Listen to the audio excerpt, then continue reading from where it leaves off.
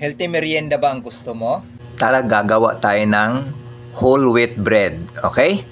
Dito simulan natin sa ating libadora. Naglibadora talaga ako nito para naman talagang sigurado tayo dahil ang cheese bread or wheat bread medyo masilan din po talaga gawin. Okay?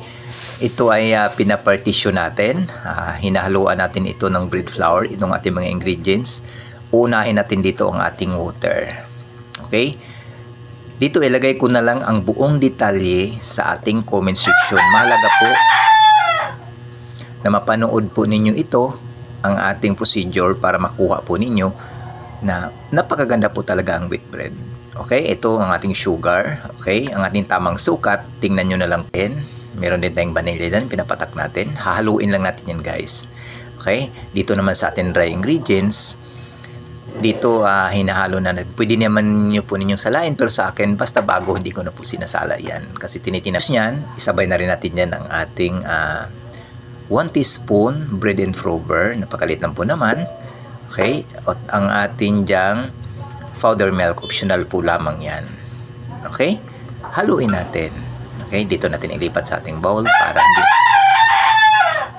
para hindi po siya matapon. Yan, pagkatapos, haluin lang natin sila para mag-combine talaga ang ating bread flour at ang ating whole wheat flour. Okay? Ito yung napaka-healthy po nito. Mas healthy pag tayong gumawa kasi ma-adjust po natin. Malis natin ang sugar. At isa pa, makabawas tayo sa ginagamit nating oil or asin. Okay? Dito, ihalo na natin siya dito sa ating liquid ingredients. Okay, tingnan lang natin mabuti. Okay, dito guys, huwag muna nating ubusin. O dyan, ilagay natin ulit ang ilagay pa natin ang ating shortening. Dito guys, alalay lang tayo sa water nating ginagamit dahil dito, napapansin ko dito na talagang matakaw ang ating wheat flour dito ng tubig, kaya hinahati-hati ko yan. Okay? Basta may tamang sukat tayo, sundan nyo na lang at sabayan din nyo dito sa ating video para makuha po ninyo ang ganda ng texture ng ating wheat bread. Ayan, dinagdag ako ng tubig ng 50 ml. Okay. Kahit 50 grams na lang ang inyo idagdag, okay, para makuha natin. Okay, pagkatapos nyan, ihanda na natin ang ating malinis na kamay. Okay, make sure lang na malinis ito. At kung gusto nyo naman gumamit ng gloves, pwede po naman. Okay? Ayan, haluin lang natin. Ito yung mano-mano basis ang ating ginawa. Okay, mano-mano basis. Tapos, ayan naman kung meron pa kayo dyang bread flour o magtira kayo ng konting flour para yan ay gamitin natin din. Dagdag pakinis din yan sa ating, para hindi madikit sa ating kamay, O yan lang ang ating techniques dyan. Okay?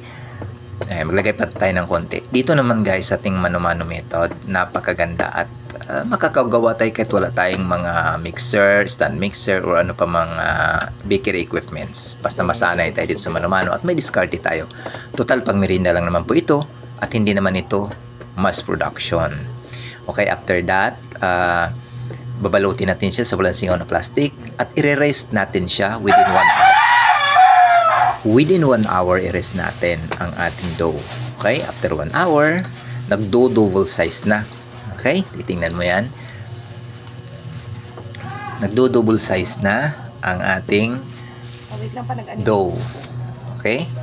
Sa ganyang ng tema, tanggalan natin ng hangin yan.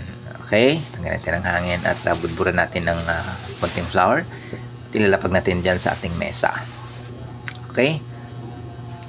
Ayan. Ayan, pag ganyan ng ating dough na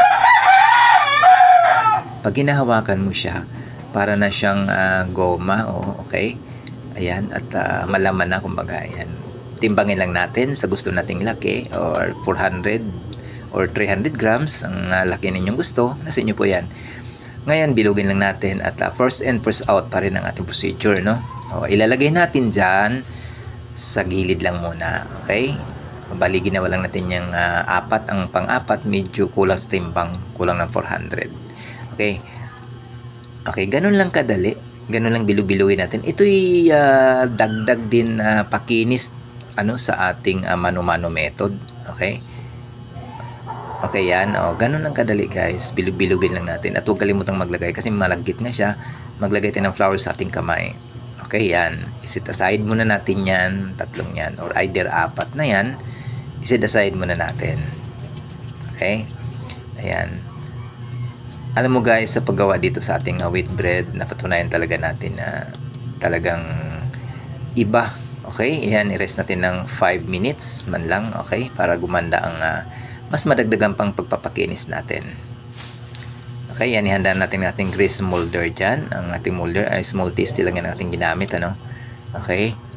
Ayan. Pipigurahin lang natin yan. Okay? Yan. Pag ganyan na, pwede na siyang pigurahin at idiretso na natin dyan sa ating molder. Okay?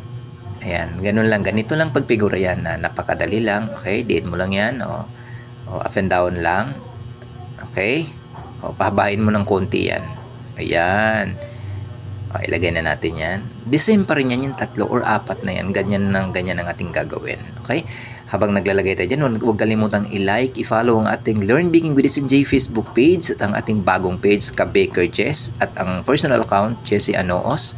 At syempre ang ating YouTube channel, hit mo na rin ang ating bell button para lagi kayong updated sa ating mga upload na talaga po namang pwede nyong panggawing hanap buhay. Okay? Tapusin lang natin magpigura. Okay? Yan, napakaganda guys. Napakaganda ng ating wheat bread. Kahit medyo mahal ang arinang yan guys, maganda pa rin talaga. Okay? Ayan ang finished product natin. Andyan ang kumpleto ang ating baking time, temperature. Okay? Happy baking!